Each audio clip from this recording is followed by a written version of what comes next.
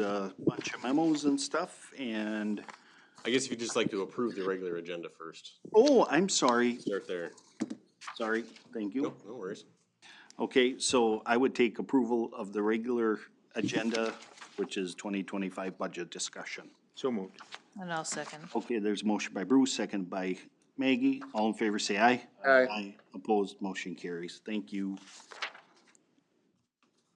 I'm so excited to get into this, that's, I skipped over it. Okay.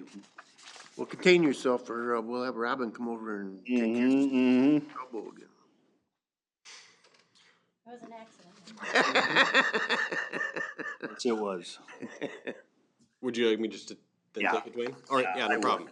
So as we've discussed kind of up to this point, I think I'd like to try to approach the budget this year a little more systematically, where we kind of come into each budget meeting kind of looking at anywhere from 4 to 5, 6 points, and hopefully over the course of 4 or 5 meetings over the fall, our budget can go like this, so that by the time we get to December, we kind of have it all figured out without having to rehash maybe some things, meeting over meeting, and or deep diving into individual departments on every given night. And so, as you can see in the memo, I've kind of laid out 4 big things I think that will kind of give direction to staff as we look at our next budget meeting, which will be the Tuesday after Labor Day.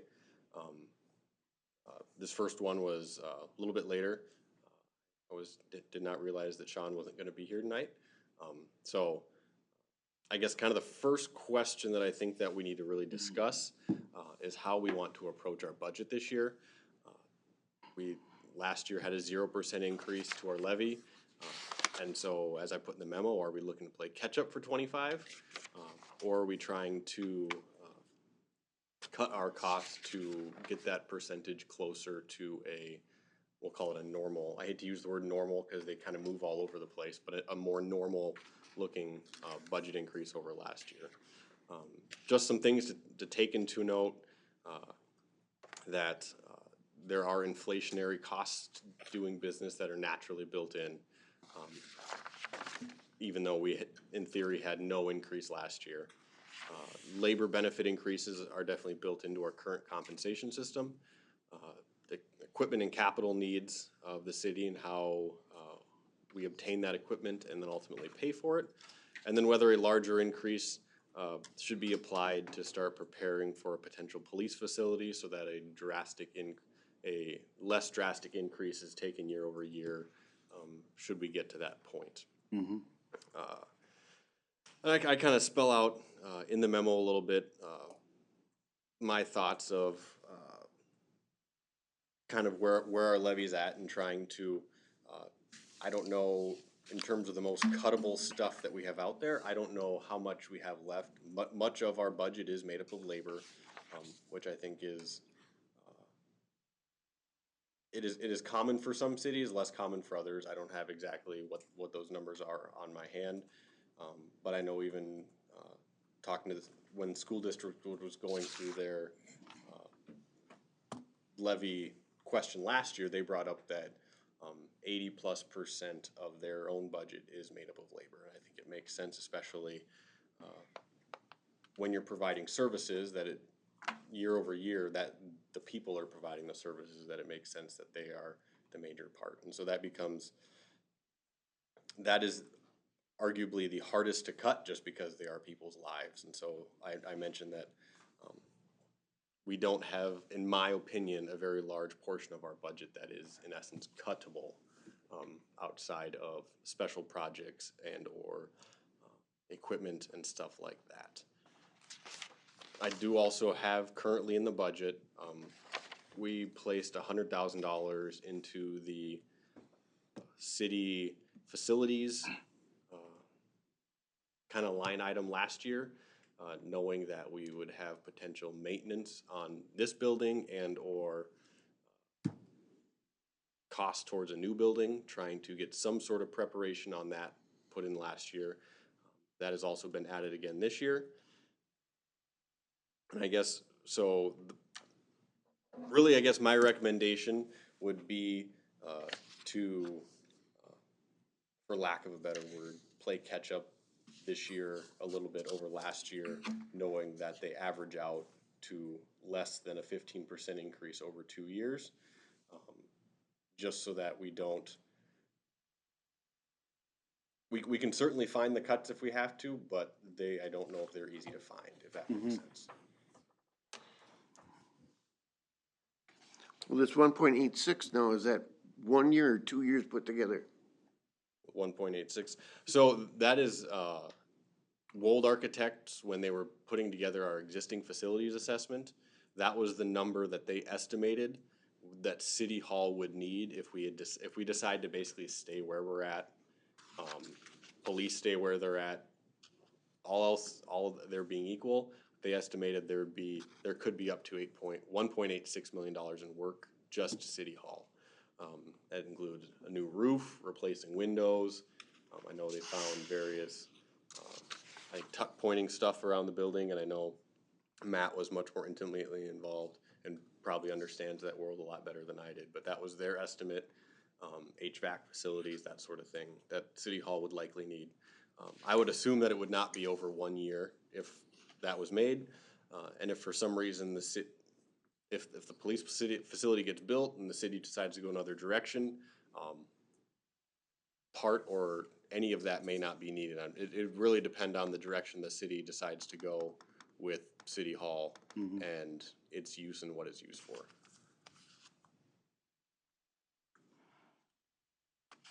But you're putting 100,000. Yes, yes. Because how much yes. is in that fund? So the proposed budget, so that was the fund that we did dip into for the Parks building. Yep. And due to how well of a year that we ended up having, we did not have to dip as deeply as we thought we would have to. For 24, if I remember right, Robin, for some reason the number 800 is sticking in my head. That's currently in there. But Robin looks like she's frantically clicking, trying to make the internet go faster.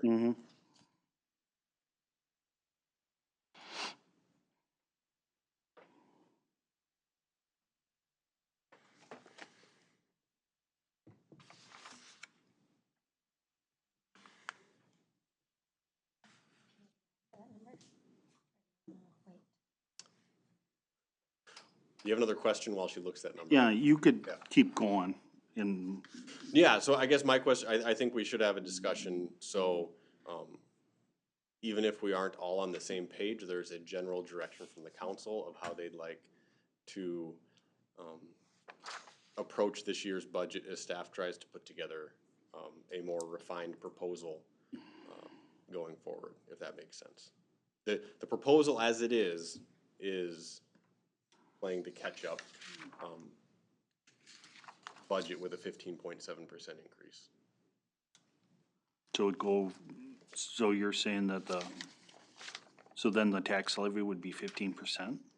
The tax levy would be 15.7% higher than it was last year, as a total number. Okay. And I mean, it'd be 15% higher than last year, as well as 15% higher than the year before. And that was the point, that by going 0 1 year, instead of the line going continuously up, it just jogs. Bruce, and I guess, is that, yes, Bruce did point out to me, I did include a tax impact estimate, and apparently when I was putting this memo together, I read the wrong column. Under that highlighted, under the proposed, and this is the estimate that Scott County sends out to all of the cities every year. Under the proposed draft as it is in your packet right now, if there is no change in the estimated value of your property, with a 15.7% increase, I had mentioned that a lower tax rate, I was for some reason reading about the taxable percentage change, not the actual net difference in your taxes. You would see about a 7.7% increase on your taxes if you had no value change to your property. Does that make sense? Mm-hmm. That's on page 8, right? This one? No, so it is, what page is This. that? It's got a It's further down. yellow and green bars on top. This one. And so I know that, say, Maggie, Dwayne, and, well, I guess all of you guys live on the Scott County side. So, yes, if you, and you'd be able to lay out, okay, how many properties have roughly a 5 to 10% increase? Well, there's 462 of them. On average, you would see a 17% increase or roughly $217 on your property taxes, should this proposal be approved. And like I said, the reason I bring that up specifically is in the memo, I was reading the wrong column, and so I have the wrong information in the memo. Do you have any idea what the breakup is there any material change in the balance between residential and commercial industrial? Is it the same as last year, or? Yep, so I've gotten that information from Scott County. LeSueur said they always send it out in the third week of August, so I'm hoping sometime to get this from them, and I was gonna share that information with you guys at the next meeting. Hopefully that percentage breakout didn't swing back against the residential side. Yeah, let me see, like I said, I've got Scott County numbers. Where did I put it? I guess to answer the question that you pose, at least from my opinion, or at least my reaction to it, is that somewhere in between what you just said is kind of the total catch-up at 15% is just eye-popping to me. But I certainly understand that there are things we need to do. If we would have had the increase we had last year, I'm trying to remember what that was, but I thought it was between 3.5%, 4% or something. I think the initial proposal was somewhere between 4% and 5%, if I remember right. Yeah, 'cause we had my first year here, we did 7, and then I think we did 3.5 the next year. And last year, I think that conversation was we'd started at 5 and it might have dropped down to 4.5 or something like that before Thanksgiving, before we dropped all the way to 0. So without knowing more of the detail and really kind of understanding some of the numbers that you put out here, my reaction would be that somewhere less than 15, but 10 or somewhere around there would be more reasonable to me. But I can certainly, I mean, if the numbers show that we don't have much choice in as far as what we're trying to get accomplished, I could see going higher, but it seemed pretty dramatic to me to have that kind of a increase when we were only gonna have 4 to 5% last year. And I remember I was being on the low side, and what I thought, because we had a very, what I remember, nice increase to our LGA number. And so we gained funding with that too, and then to have a big increase on top of it. So some of this too might be was our LGA increase this year was pennies. It was a very, very, like, it didn't even keep track with where LGA has kind of been in the past. So I think we'd made general assumptions about where LGA tracks, and I thought we'd been fairly conservative, and it came under that even. Okay. And to answer your question, pulling it up, in Scott County, the commercial industrial values increased by 11.5% and residential by 6%. So we did see a larger increase on the commercial side than we saw on the residential side. I don't have LeSueur data yet, but that's where we're at for Scott. Okay.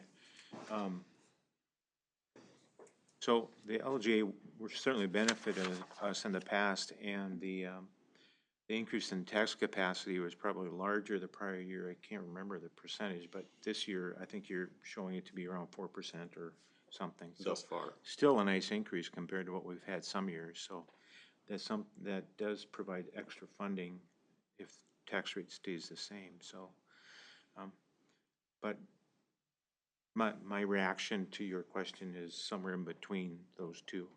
I had some specific questions, really just to understand the workings of this again. I'm trying to remember, and maybe you could answer if you don't mind. I'm just trying to remember again how the levy, the amount we set aside for the equipment levy that we've shown here in the last 3 years, am I understanding that correctly, where we levy for that and that money is put aside into an account and then we draw on it for a specific equipment facility? Yes, so what our idea was there was, in the past, we'd been levying for just $1 million. And, that was kind of getting, a lot of that was going to debt service, and facilities. Well, we broke that out so that we would have a little more transparent and better understanding of exactly what was going where. And we'd kind of talked about how we'd basically take our debt service and then the rest of the way up to $1 million, we would put into the equipment fund. So if you see that, those two numbers added together will equal $1 million. The last few years when we've had that, we have drawn fully out of it to pay for equipment for that year. So the idea would be that in years where you're buying a lot less equipment, that some of that money would sit there until the next year when you would hopefully draw on it. So there's no money in that account now? Correct. So yeah, we Okay. in 24, we will have spent that down, and then, yep, in 25, the proposal would add a small amount and then draw it out immediately for equipment in the current year. The large capital purchase that you have in the budget for streets, I think, Yes. the anticipated equipment loan, is that in the budget? So it's showing as an expense, but if it's a loan. Correct. So yeah, it's in the budget if in the line item as a bond certificate, and so it's showing up as a revenue of a bond certificate. So in the revenue section, we would see $235,000 somewhere? Yeah, 265, if you were to look on the, under the line item, yes, there's a line item that says bond certificate with, $265,000. So we can grab it real quick. You got a page number on that? Well, I'm looking at the revenue page on page 9. Okay. So I'm trying to just understand where that 235 is in, if it's in 274 missile. Well, I have to think about this. Oh, our LGA this year went up $1,800. Answer that question. Is that intergovernmental? The LGA? Yeah, or what's it listed here as, or it's not on here? On the proposed general fund.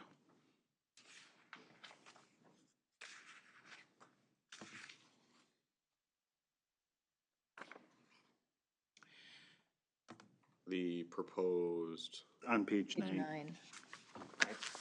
I think it's an intergovernmental, but I would I know, think so. Robin, you sent me the itemization of it, but you said it was a separate item. It should be a separate line on there. Let me pull that.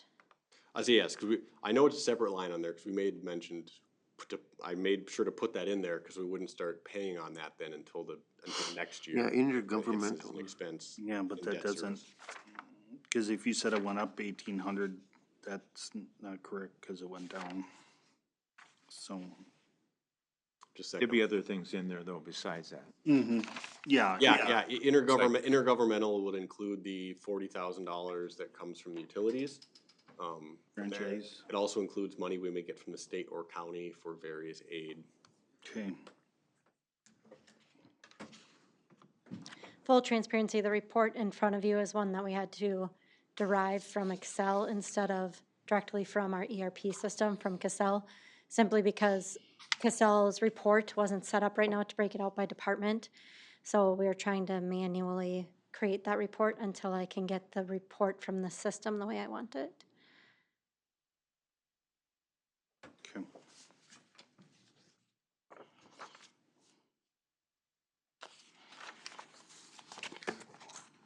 It's like $1,000,001 something or other, For, LGA.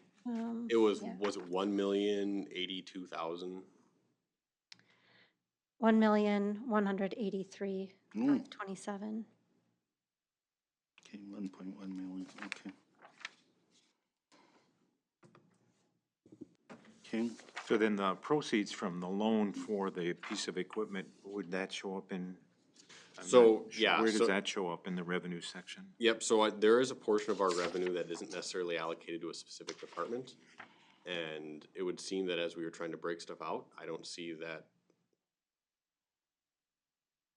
maybe because it's not attached to a department, the software didn't know it was supposed to give us that information.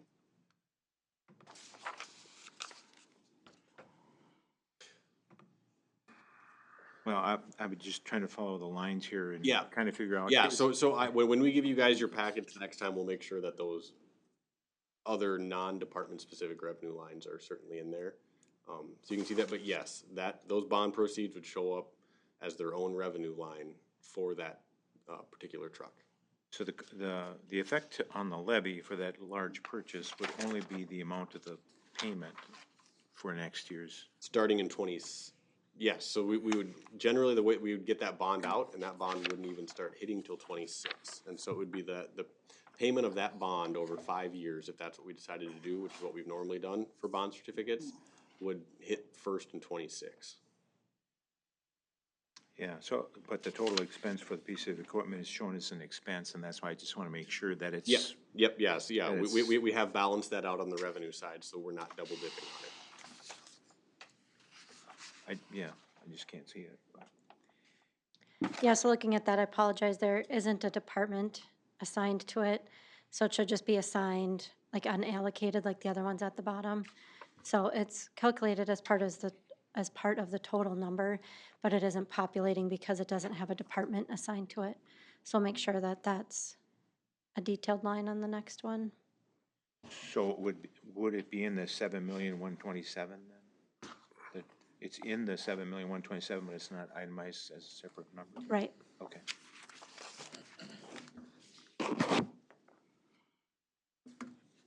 Okay. Because like everyone, we're just trying to figure out how do we come up with the difference of 708,000, rationalize it, and just want to make sure that that's what it is. And while we're talking here, I can see if I can get it formatted better, that it's not kicking something else out, and get it reprinted for you guys.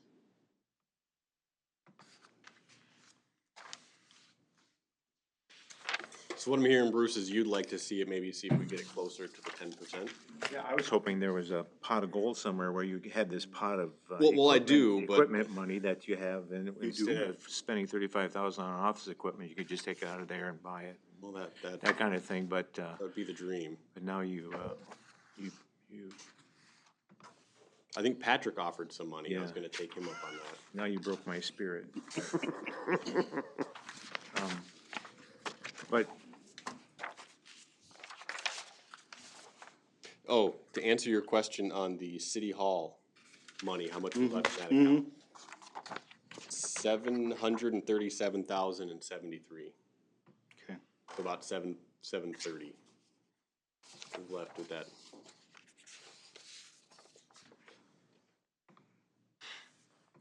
I'm not, at least I've not thought that, in my mind, my thinking was that we're gonna try our best to try to get the police building built, and then to try to tackle the city hall afterwards. But if there's a thinking, or, I'm not thinking that, in my mind, I haven't seen, initiative that really made sense that we're gonna build a new city hall building in the future, in the near future, in the next 10 years even. So that means we have to stick money into this one to make it better.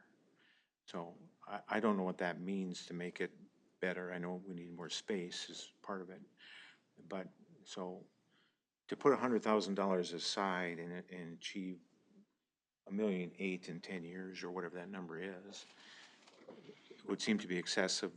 Maybe we don't need that much, is what I would think. And I guess my thought is that, I mean, I think it's currently labeled on our books as a city hall fund, but I guess I foresee that as a city facilities fund, quite frankly. I mean, we did just use part of it for parks. That it is more we know that buildings, whether it's this one or any other building, is going to have general maintenance upkeeps into its future. So instead of waiting for that exact spend to happen and saying, okay, now we need this, we can say, okay, we have this pot of money that we've set aside every year as we've saved into it for this exact purpose. And if for some reason that fund ever gets to the point where it's ridiculously large, and I guess we all have our different idea of what ridiculous is, at that point you would then maybe assess, well, how much are we putting towards it? Maybe we put less towards it. maybe we draw down on it to, whether it's do some maintenance on City Hall or expand another facility, or maybe we even say, hey, part of that money is going towards building out city center lot or what.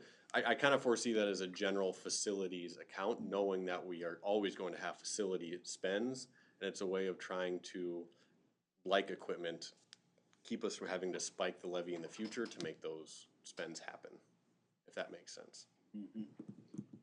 I don't know,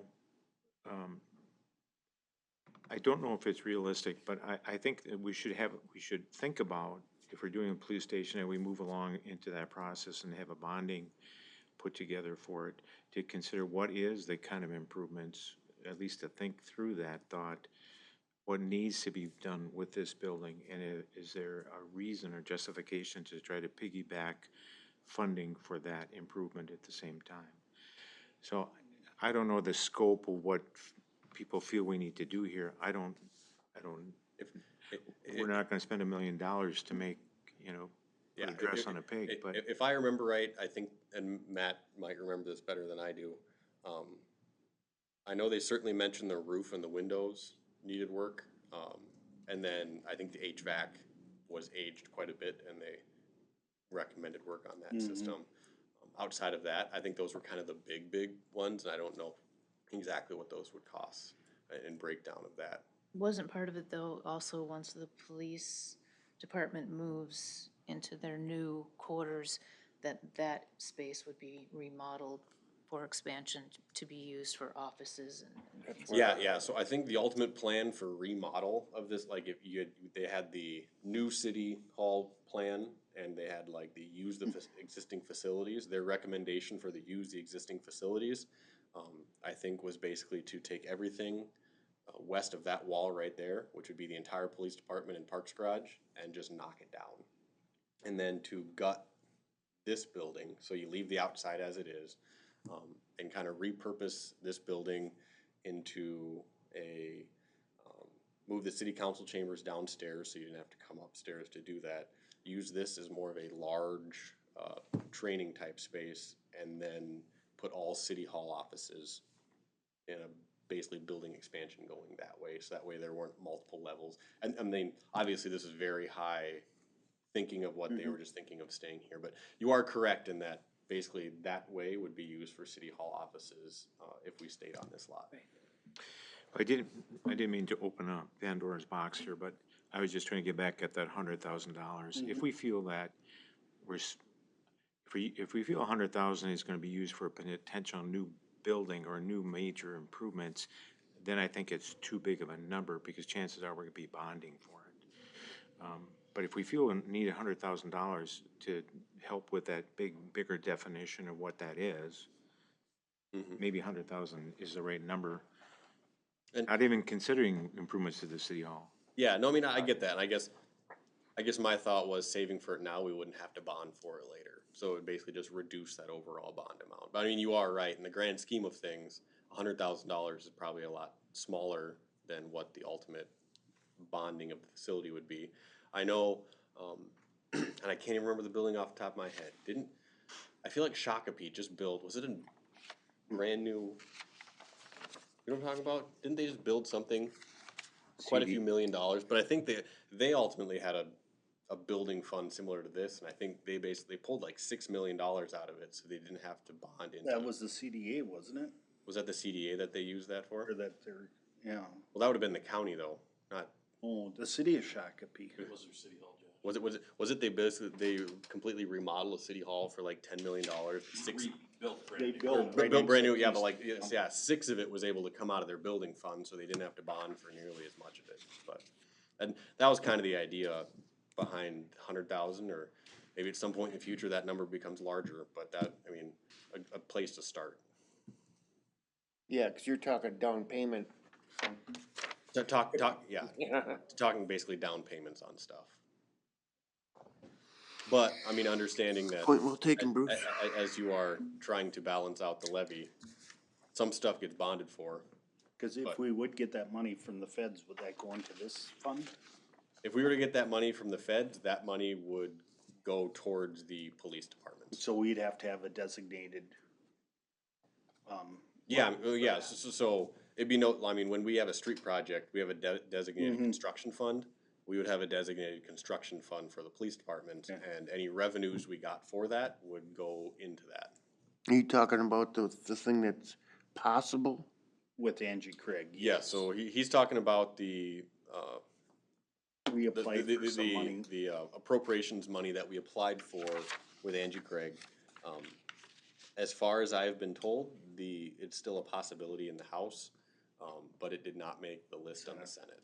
So it's still a possibility, but it's only on one list now instead of two. It made it in the House and not the Senate, huh? All right. So, Cause I see in an, and it might have been through the League of Minnesota Cities, there's another one coming up. I'll talk to you about that tomorrow. Okay. So we can stay on point. Yeah, let me know. We're always looking for money. Search the couch cushions too. okay.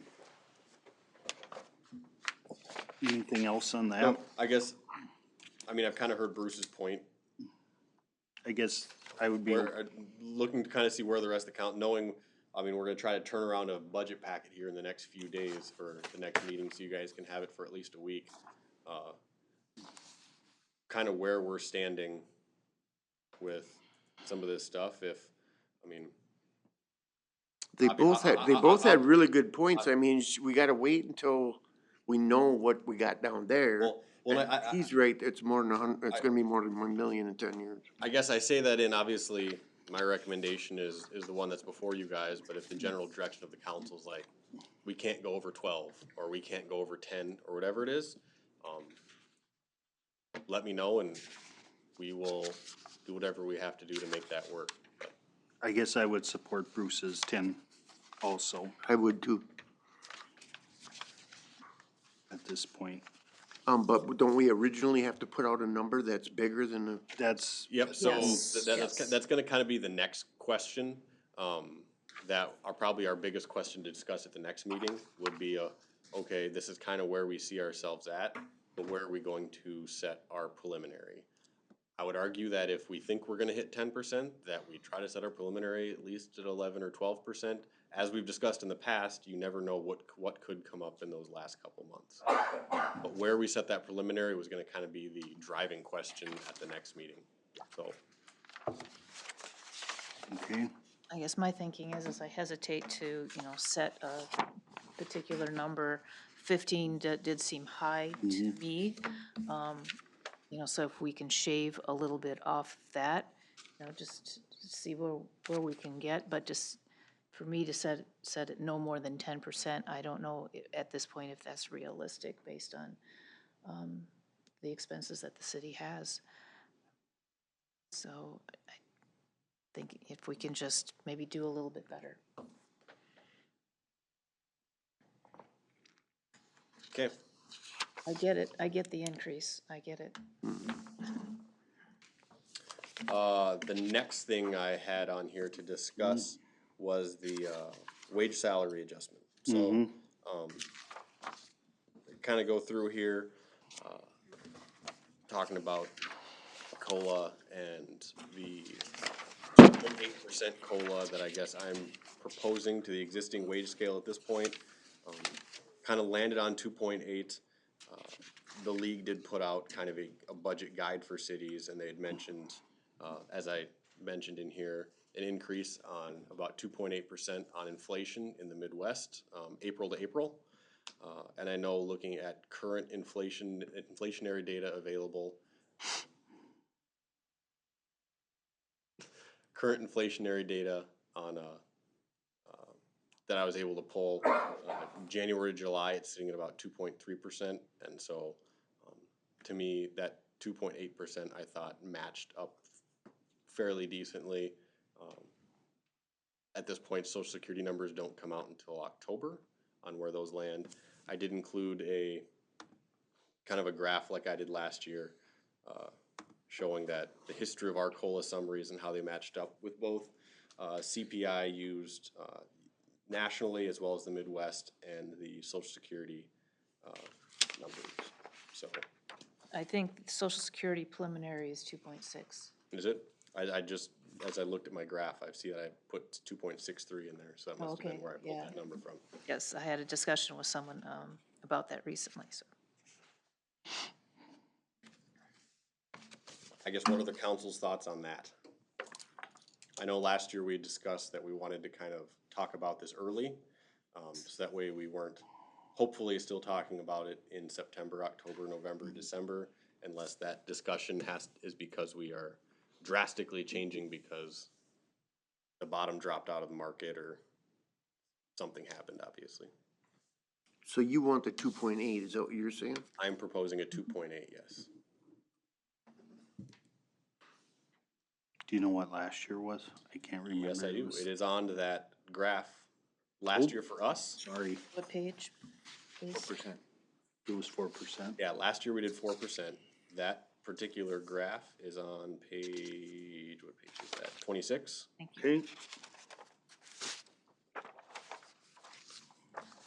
Oh, this little graph here? Well, it is formatted if you print it to be on a much larger sheet of paper. Yes, I so, get it, I get it. Yes, do we provide magnifying glasses? But yes, last year was 4%. okay. I guess I glanced at that, I was thinking that was an average, but that's an actual, so do you have the averages for the columns? The full average over the 10 years, Yes. I can pretty quickly.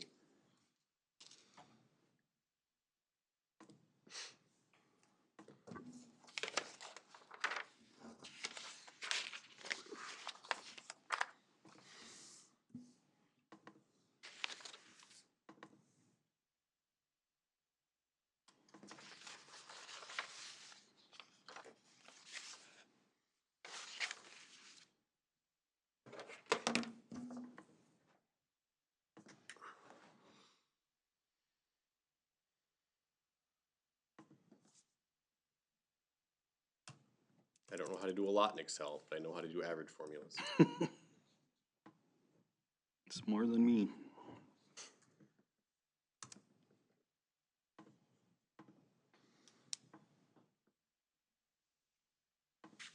So the US average over the, from 2015 to 2024 was 2.8%. The Midwest average from 2015 to 2024 was 2.5%. The Social Security average from 2015 to 2024 is 2.8%. And the New Prague COLA average from 2015 to 2024 is 3%. I would say when you're looking at averages, I would argue that and the better average would be since 2021, when I would argue it was kind of a reset a little bit from, we did a comp study, which as far as I'm aware of comp studies is they're supposed to kind of put you where that average is. And so if for some reason your COLA was falling behind or was way ahead, that comp study would average that out, I guess, and put it where it's supposed to be. So if you go off of those numbers, from 2021 to 2024, the US is at 4.6%. The Midwest is at 4.5%. Social Security was at 4.8%, and New Prague was at 3.1%. My recollection of the survey isn't necessary to rectify COLA changes over time. When I looked at that study, is really to try to look at the comparable value between positions, but also comparing ourselves with market values of equal positions elsewhere. And I think that's the point. I think you're correct in that, but I think as an indirect way of doing it, if the city of New Prague gave a 0% COLA for 5 years and then did a wage study, its wages may land at X. If the city of New Prague did a COLA 1% a year and then did a wage study, if it's following market trends, it's still going to land at X, regardless of what that grouping is. Unless it's drastically higher, you may still land at X, regardless of your prior year's COLAs. And so that's why I was kind of using 2021 in my memo as kind of what I called a reset of where the wages are at based on. And I guess I would just respectfully disagree. I do agree that that is a variable, variable, but the variable is also what other cities in your city changes as far as the whole schedule. And other cities change schedule regardless what their COLA changes are, so, you know, we may be uncompetitive as other cities change their schedule regardless of whether they change it because of COLA or not. And the same could be true the other way. We might change our schedule or positions or whatever. People or positions can change too, so I just think there's more variables than just that. But the reason I ask that is I'm not advocating any change or anything like that, and I'm comfortable with the 2.8%, but if anything, I would maybe consider instead of a shorter average, a longer average to try to get away from particular changes in economic depression or recession like we had in 2018 or something, because you're swamped in that for quite a while. And I think the city in the past, if you even go further back in our history, the city had increases above the inflation rate when inflation was at zero and like negative in 2015. So, but that, I think, was an effort to try to even it out more or something. We can't. Yeah, so I mean, I guess I will say, if you look at the graph underneath that data, you do see that New Prague really flatlined itself. Is yours in color, I hope? Yeah, New Prague, the yellow line, really flatlined itself over the last 10 years, where you see that especially in the mid to late teens, the inflation rate and Social Security really went flat, went horizontal, I guess. But then really from 21 through now has kind of spiked itself back up. So, I mean, that kind of supports that the 2.8 to 3% is pretty close across the board, I guess, over the last 10 years. Yeah, and I think that's what you and the city council has to kind of consider. I'm just kind of factoring in that 2 or 3 years or 5 years is not a very big window to look at if you look at the life of inflation and economy and things like that. So if the inflation rate goes down to 1.5% or 1 3/4, looking at an average that supports the higher ones might still want us to do a 3 or something. That's all. I'm comfortable with the 2.8%.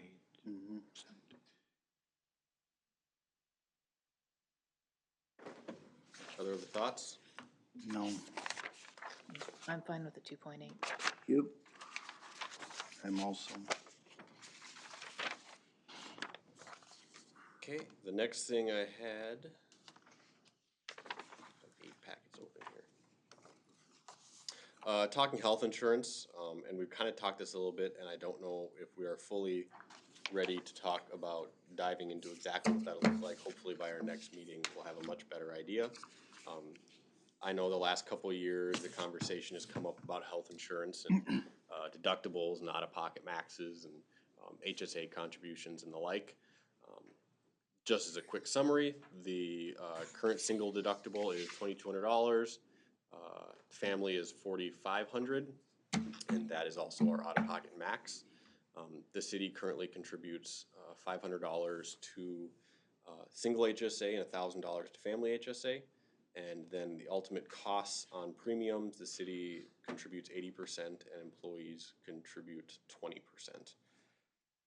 So like I said, as of writing this, we don't quite yet have renewal rates, though we have been told we've been a 15% cap. We've kind of talked about this before. We believe we'll be probably on that 15% cap.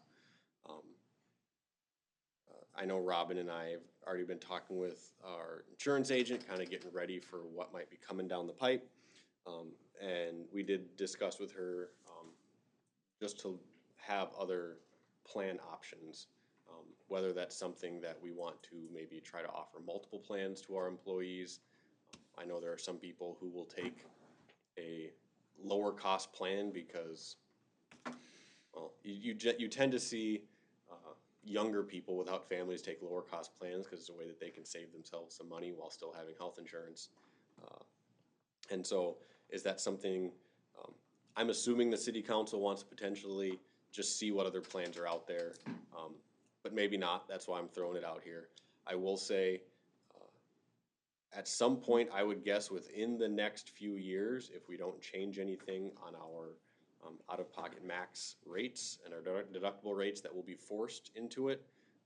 I know the federal government, and Maggie probably knows this better than I do, the federal government sets a minimum, a floor on where your HSA high deductible plans have to have that deductible rate set at.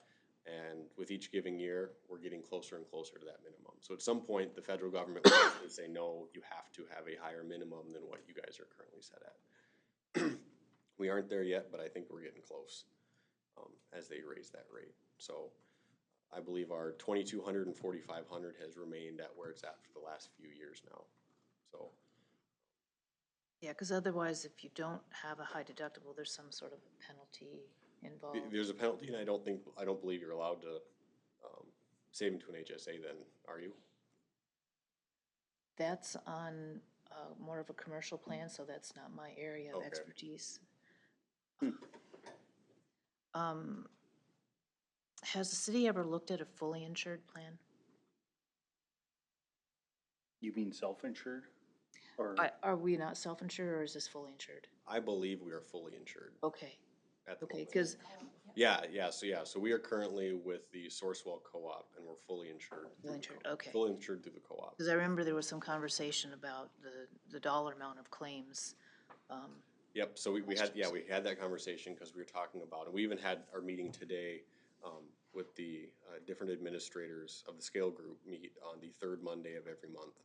And they're currently going through the process, as we've kind of talked about, of setting up a Scott County type pool. Yep. Some cities are ready to move right now. Some need a little bit more time because of current contracts they're currently in, that sort of thing. But that is looking at going more towards a possibly a self-insured pool, I guess, with the other Scott County entities. At the moment, I believe us and Savage are the only ones who are currently part of a pool. City of Savage is also part of Sourcewell. Okay.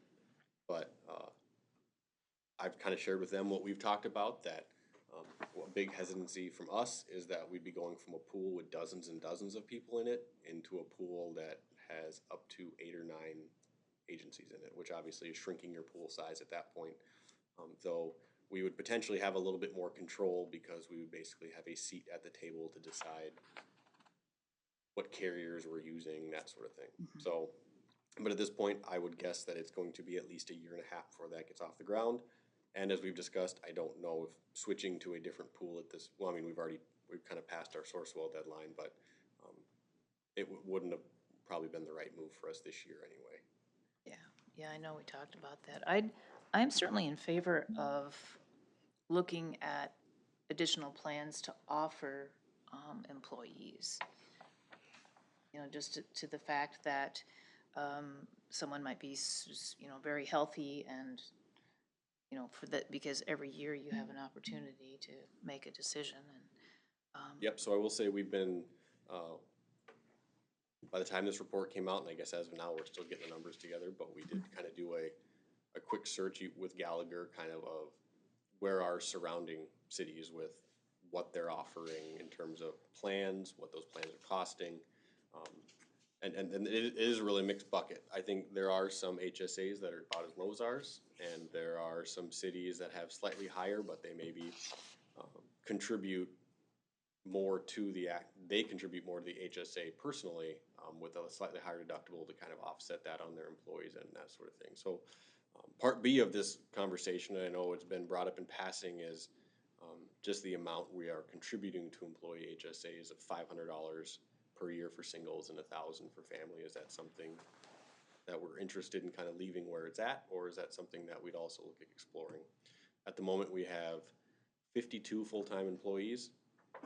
I don't know the exact breakout of single to family, but I guess, so if you went from I say that as if you went from $1,000 to say $2,000, with 52 employees, you'd be looking at a budget hit of up to $52,000 spread out between the general fund and the various utility funds.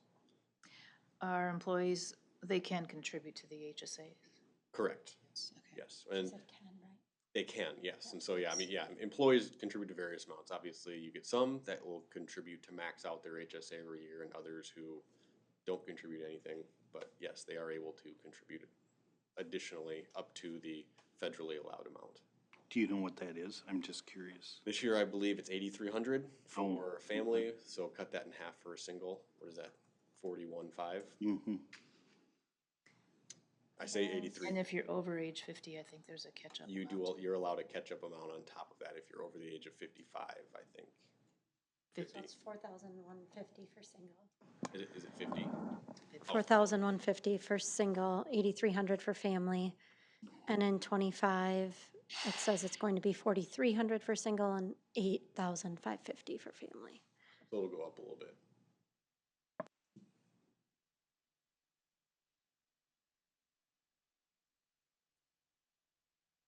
I'm okay leaving the numbers where they are at 5 and 1,000. That's been pretty consistent with my experience in the past. With, And like I said, I think once we get all that data put together, we'll bring it back to you, Yeah. what other cities are doing too, but. but for now, anyway. Is it beneficial for us to go, search for a different agent, do an RFP? Are there other companies out there besides Gallagher? I think, well, I'm sure there are. I think Gallagher is a pretty big Yeah, government type agency, because I believe most of the cities around us, at least on the Scott County side, I believe, use Gallagher. I don't know that that would save us much. I mean, it would save their costs to be our administrator. I mean, there could be lesser somewhere. I mean, I think we've been pleased with them. I'm not opposed to looking at others. I would just want to know, like, our backing, why are we looking to save money? well, how much do we pay them? I guess I don't. I don't believe we don't pay Gallagher anything, do we? Well, we do out of our premium rates. Oh, okay. It's embedded in, So it's a commission that's built into the premiums, baked in. Okay.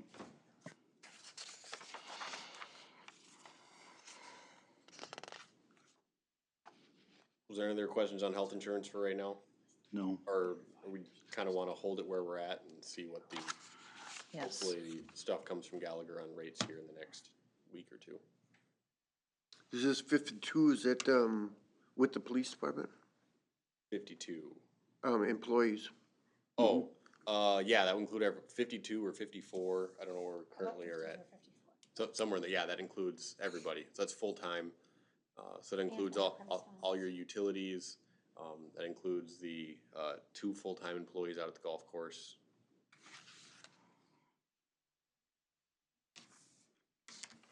Okay. I guess the only other thing that I wanted to talk about, and we kind of talked about it a little bit earlier with the dump truck, was just the CIP. Talk about bonding or levying.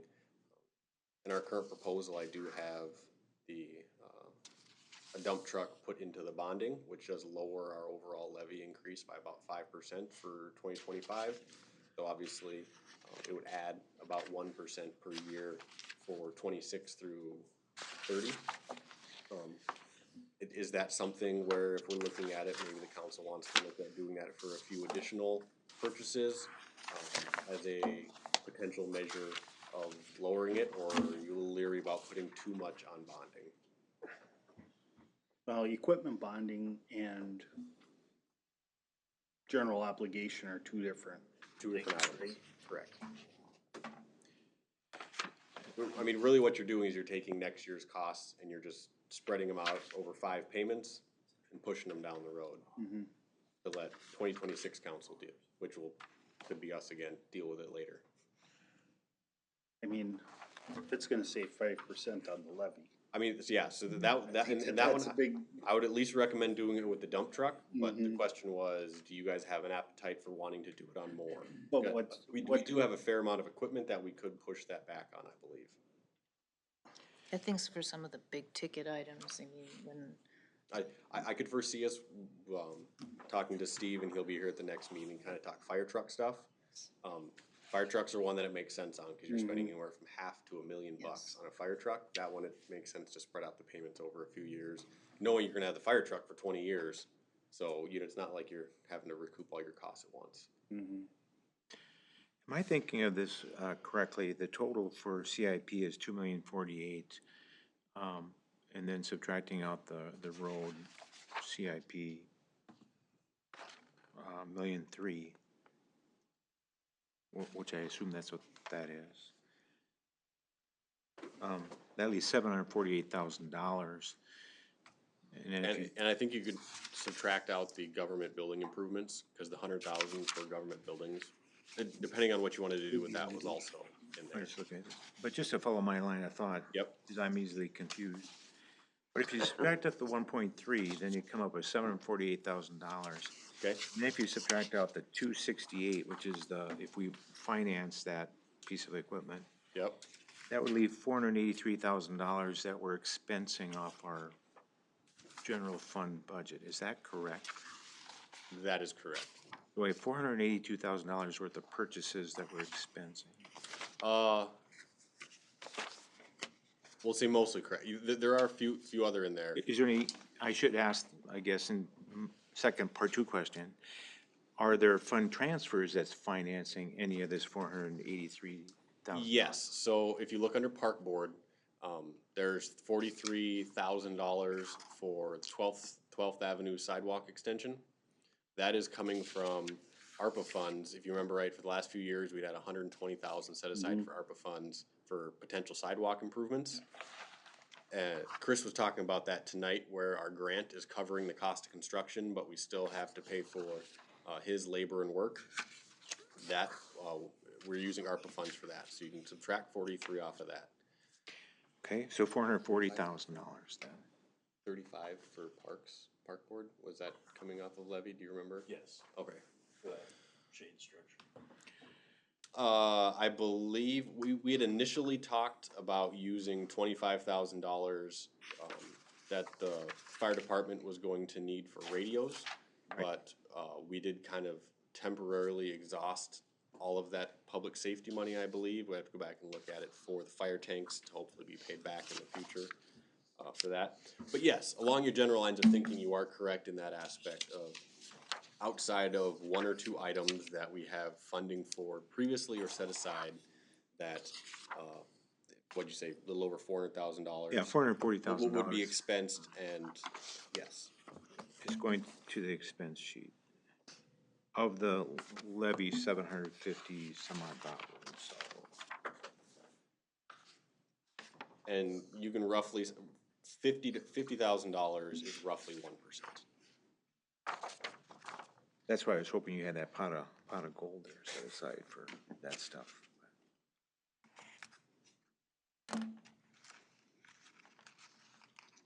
Yeah, I know some of this, the CIP stuff, we did look through it extensively. There is stuff that got pushed back. I know there was at least a couple parks and streets items that Matt thought we could get another couple years out of, so to help push us back, so. We've attempted to whittle this CIP number down already from where, by the time it's gotten to you guys. So, I know the golf course, do we have, cause I don't want the golf course to come halfway through next year and say, oh, we need all this stuff again. Yep, so all of the, whether it's utilities, water, sewer, golf course, they are, the only one you're looking at right now is the general fund.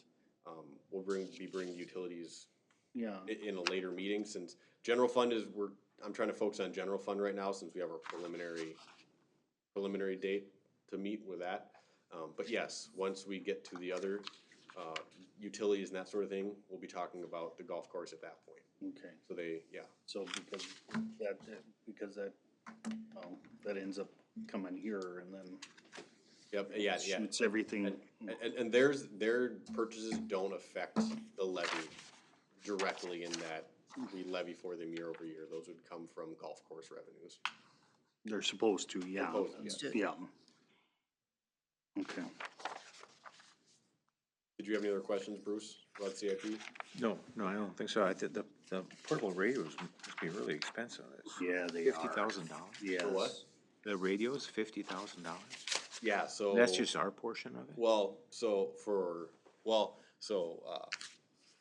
Tim was showing me a radio tonight as he was fiddling with antennas, and apparently that little radio in his hand that was about this big was a $7,000 radio. Yeah, they're So, just, yeah, they're not cheap. it's just the market right now. I'm sure it's just like when portables came out back in the day, you know, they were expensive.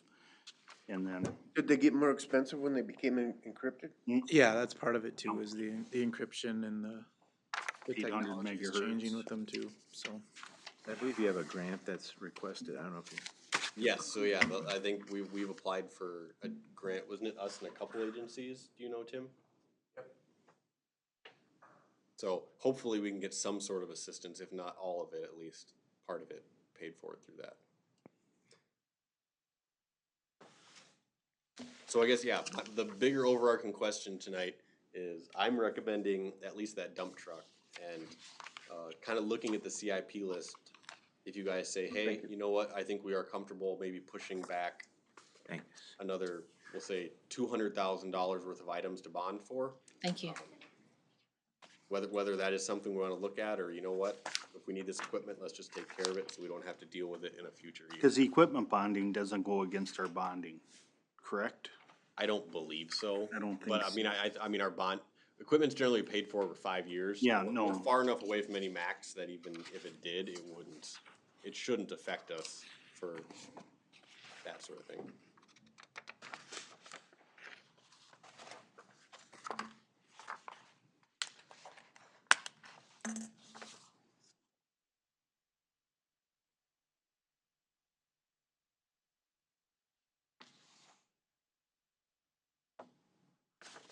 Okay.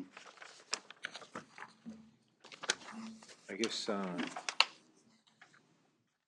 I'll ask the question that Sean would normally ask. Okay, The squad car replacement, because we bought 3 in the same year, do we get a benefit of skipping a year or anything? So Tim and I have talked about this a little bit already, and he can correct me if I'm wrong. I know that we still have that benefit, if there is one, I think may come a few years out, because we do still have a few older ones from the schedule.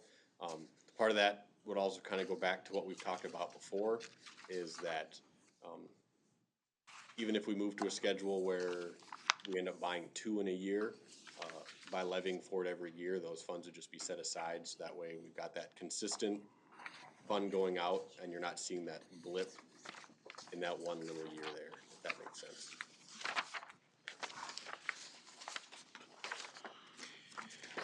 Well, If the council's okay bonding for it, a way to, like I said, for every $50,000 that we would basically bond towards, that would reduce this year's levy a little bit, it does just get added on then to a future year, for a few years as we then pay that off. mm-hmm, I'm all for bonding for large purchases, but not necessarily lawnmowers and things like that. Yeah, And my feeling on the squad car thing is that that's such a normal part of our operation to rotate every year that doesn't seem to be something we should be bonding for. Because that's an every year expense. yep.